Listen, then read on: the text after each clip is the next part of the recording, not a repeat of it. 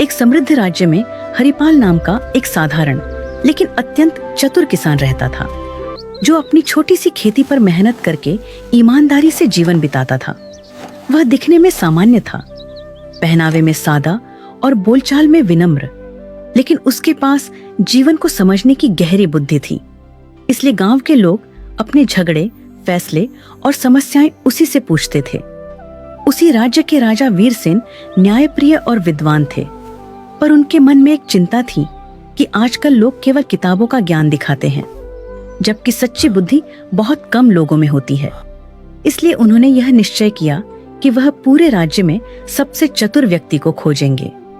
राजा ने घोषणा करवाई कि जो व्यक्ति उनकी परीक्षा में सफल होगा उसे सम्मान और पुरस्कार मिलेगा। बड़े बड़े विद्वान, व्यापारी और चालाक लोग राजधानी पहुंचे, पर हरिपाल शुरू में नहीं गया, क्योंकि उसे न इनाम का लालच था और न दरबार की चाह। लेकिन गांव वालों के आग्रह पर वह साधारण वस्त्र पहनकर राजा के सामने उपस्थित हुआ। राजा ने पहली परीक्षा में एक पत्थर और लकड़ी का टुकड़ा दिखाकर पूछा कि इनमें से अधिक उपयोगी क्या है। अधिकतर लोगों ने तुरंत उत्तर दिया, पर हरिपाल ने कहा कि उपयोग वस्तु में नहीं, परिस्थिति में होता है। यह उत्तर सुनकर राजा प्रभावित हुए।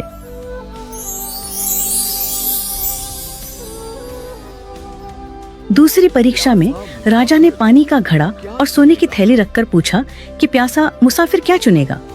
जहां लोग धन की ओर झुके, वहीं हरिपाल ने कहा, महाराज, जीवन रहेगा तभी धन काम आएगा। और राजा और प्रसन्न हो गए।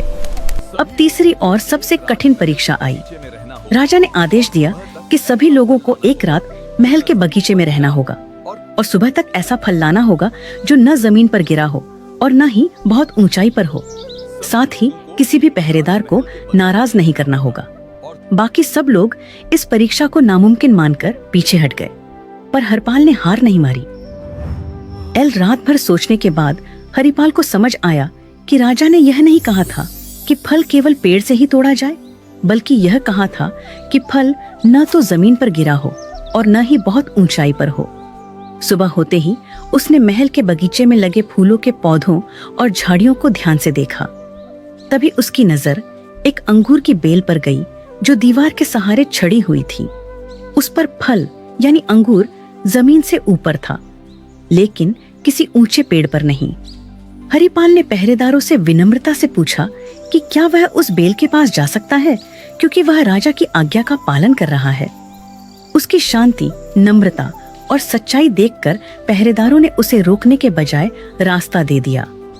हरिपाल ने बिना किसी नियम को तोड़े बेल से फल तोड़ा और दरबार में ले आया।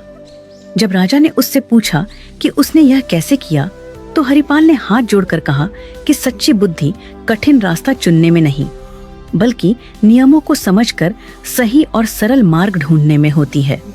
यह सुनकर राजा वीरसेन अत्यंत प्रसन्न हुए और उन्होंने घोषणा की कि हरिपाल ही सच्चा चतुर है, क्योंकि उसने ज्ञान, धैर्य और व्यवहार तीनों का संतुलन दिखाया है। राजा ने उसे सोने का पुरस्कार दिया, लेकिन हरिपाल ने उतना ही सोना लिया जितना गांव में कुआं बनवाने के लिए आवश्यक था, और बाकी लौटा दिया। यह देखकर राजा ने कहा कि जो बुद्धि दूसरों के भले के लिए काम आए, वही सबसे बड़ी बुद्धि होती है। हरिपाल सम्मान के साथ अपने गांव लौट आया और पहले की तरह सादगी से जीवन जीने लगा। लेकिन उसकी कहानी पूरे राज्य में फैल गई और लोगों ने समझ लिया कि सच्ची चतुराई दिखावे में नहीं, बल्कि सही सोच और सही आचरण में होती है।